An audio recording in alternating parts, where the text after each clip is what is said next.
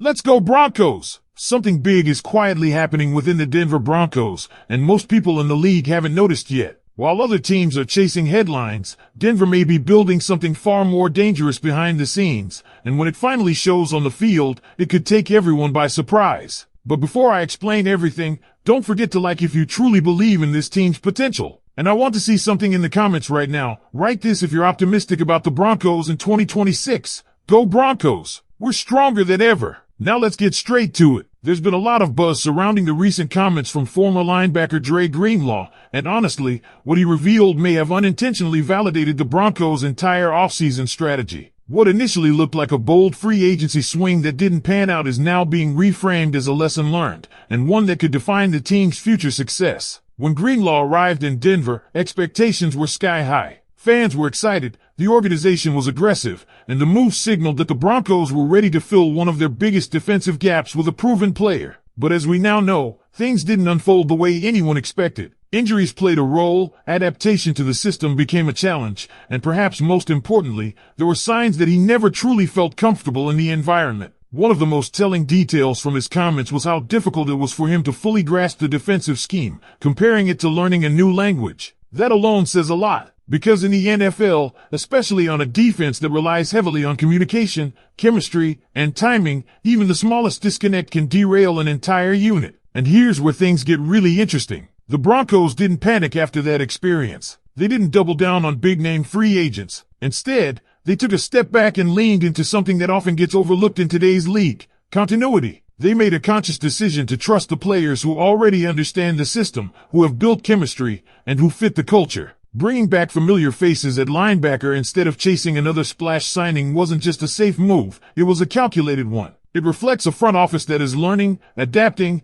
and prioritizing long-term stability over short-term hype. And let's be honest for a second, this isn't always the popular approach. Fans love big signings. They love headlines. But what wins championships isn't always the flashiest move. It's cohesion, trust, and execution. Another layer to this story is the risk factor in free agency itself. Even proven players come with uncertainty. Fit matters. Health matters. Mental adjustment matters. The Broncos knew that when they structured Greenlaw's deal with limited guarantees beyond the first year, they were protecting themselves from exactly this kind of scenario. So now, instead of repeating the same gamble, they've shifted toward developing their own talent, giving opportunities to players already in the building, and building depth through familiarity rather than experimentation. And that brings us to a bigger picture question. If this approach works, if continuity truly gives this team an edge, are we looking at a Broncos roster that not only has fewer question marks than most teams, but could actually be one of the most complete in the entire AFC? Because when you look around the conference, a lot of contenders are dealing with major changes, coaching shifts, roster turnover, key losses. Meanwhile, Denver is quietly building something stable, something cohesive, something dangerous.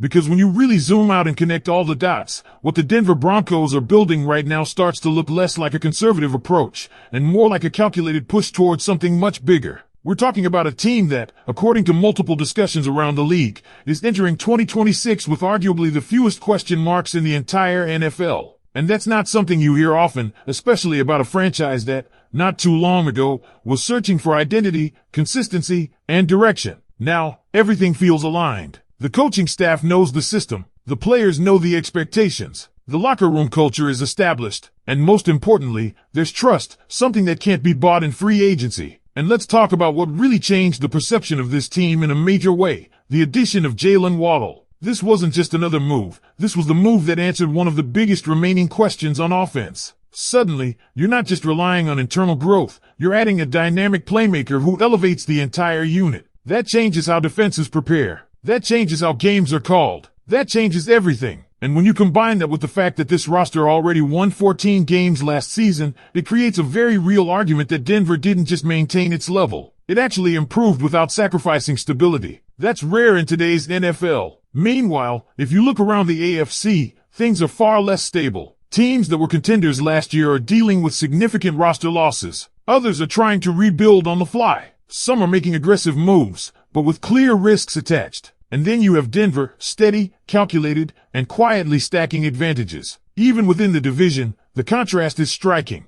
While rivals are facing uncertainty, whether it's offensive line issues, roster turnover, or coaching changes, the Broncos are entering the season with clarity. They know who they are. They know what they want to do. And they're not trying to reinvent themselves. They're trying to perfect what already works. That's a dangerous place to be. Of course, no team is completely flawless. There are still a few areas that fans and analysts are watching closely. Depth in certain positions, how younger players step up, and how some internal replacements perform. Those are natural questions. But here's the key difference. These aren't foundational concerns. These are refinements. And when your biggest questions are about development rather than identity, you're already ahead of most of the league. Another important point that came out of all this is how much the Broncos are betting on player development. Instead of constantly looking outside, they're investing in the guys already in the building. That sends a message, not just to the roster, but to the entire organization. Earn your role. Grow within the system. Be part of something consistent. That kind of mindset builds accountability, and accountability builds winning teams. So now the conversation shifts. We're no longer asking if the Broncos are improving. We're asking how far they can go. Because when you stack continuity, talent, coaching stability, and smart additions together, you start to see the outline of a legitimate contender. Not just for the division, not just for the playoffs, but potentially for the top spot in the AFC. And yes, that includes going head-to-head with the biggest names in the conference. The margin between good and great in the NFL is razor thin. But right now, Denver might be one of the few teams that has minimized that margin through smart decisions rather than flashy ones. And if that formula holds, we could be looking at a season that changes everything for this franchise. And this is where things take an even more interesting turn. Because if everything we've talked about actually translates onto the field, then the Denver Broncos are not just entering the 2026 season as a solid team. They're stepping into it with expectations, real expectations. Inside the building, there's already a clear understanding. This is no longer a rebuilding phase. This is no longer about seeing progress. The mindset now is about finishing the job. And that's exactly why the decisions made this offseason matter so much. The lesson from the Dre Greenlaw situation wasn't just about one player, it was about identity. It forced the organization to ask a critical question.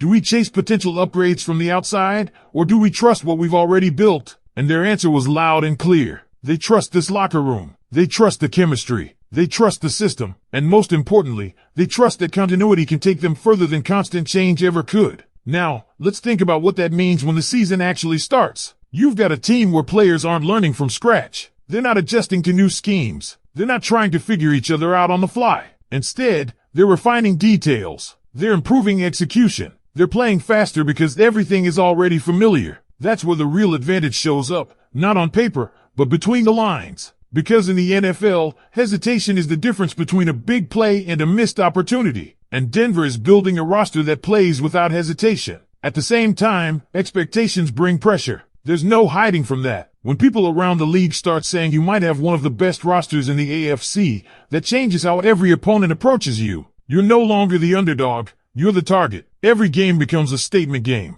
Every mistake gets magnified.